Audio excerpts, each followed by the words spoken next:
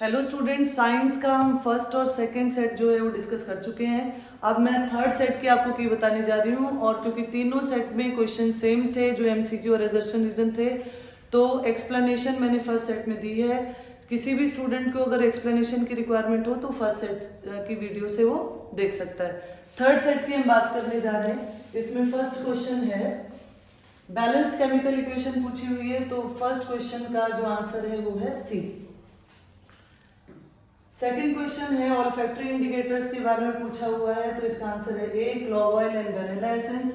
Fresh milk में curdling को बचाने के लिए क्या मिलाया जाता है, तो थर्ड का आंसर है डी। फोर्थ क्वेश्चन है जिसमें हमें रिड्यूसिंग एजेंट बताना है, और इसमें रिड्यूसिंग एजेंट है हमारे पास ए।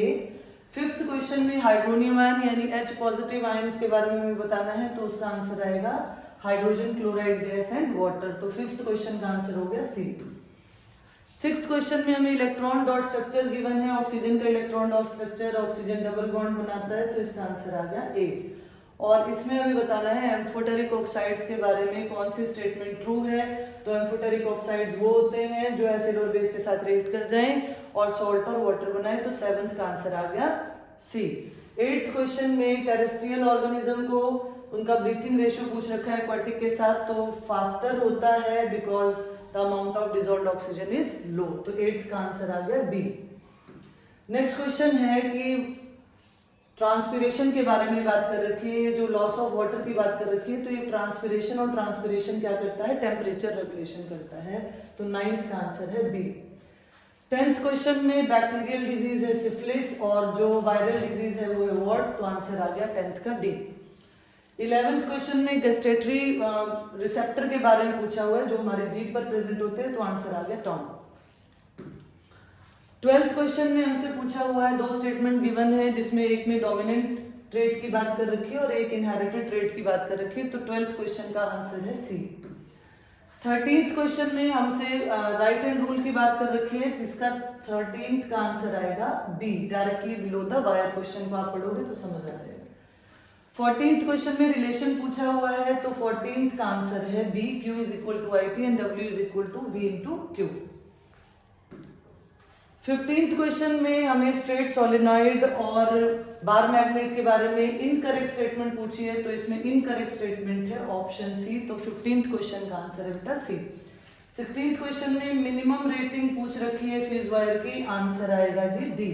16th का आंसर हो गया डी। अब हमारे पास एजर्शन रीजन के क्वेश्चन है, तो 17th क्वेश्चन बायो का है एजर्शन रीजन का, जिसमें human population great deal with the variation, तो ये ठीक है, और ऑल वेरिएशंस ये गलत है, तो हमारे पास ऑप्शन आ गया सी, क्योंकि फर्स्ट ऑप्शन सही है और सेकंड जो इसका गलत है।